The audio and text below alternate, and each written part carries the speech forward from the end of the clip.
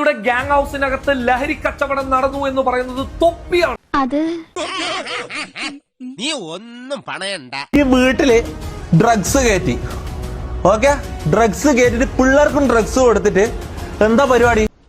വരൂ നമുക്കൊന്ന് സ്റ്റേഷൻ വരെ പോവാം. പ്രഥമ ദൃഷ്ടിയാൽ NDPS ആക്ടും മയക്കുമരുന്ന് ആക്ടും അതോടൊപ്പം തന്നെ പോക്സോ ആക്ടും നിൽക്കുന്ന തെറ്റുകൾ, ഗുരുതരമായിട്ടുള്ള തെറ്റുകൾ അവിടെ സംഭവിച്ചിട്ടുണ്ട്. പറ്റിപ്പോയടാ, വേണ്ട വേണ്ട, നീ പലതവണ പറഞ്ഞതാ, കേട്ടില്ല.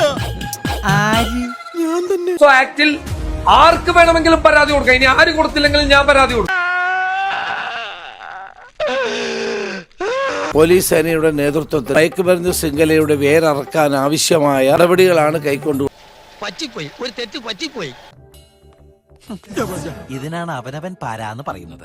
തൂഫാന്റെ ഭാഗമായിട്ട് ഇവരെ അറസ്റ്റ് ചെയ്യുക.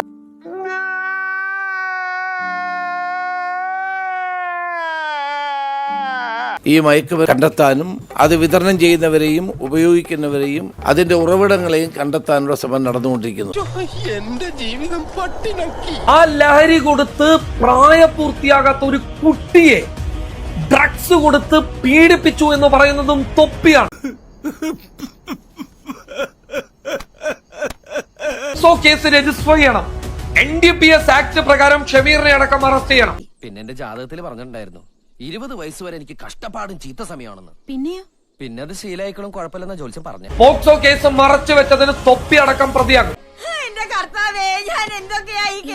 ഇതിന്റെ ദൃശ്യങ്ങൾ കൈവശമുണ്ട് എന്ന് പറയുന്നതും തൊപ്പിയാണ്. പിന്നെന്ത് നോക്കി നിൽക്കുകയാണ് കേരള പോലീസ്? മതി ഗോപാലകൃഷ്ണ, മതി.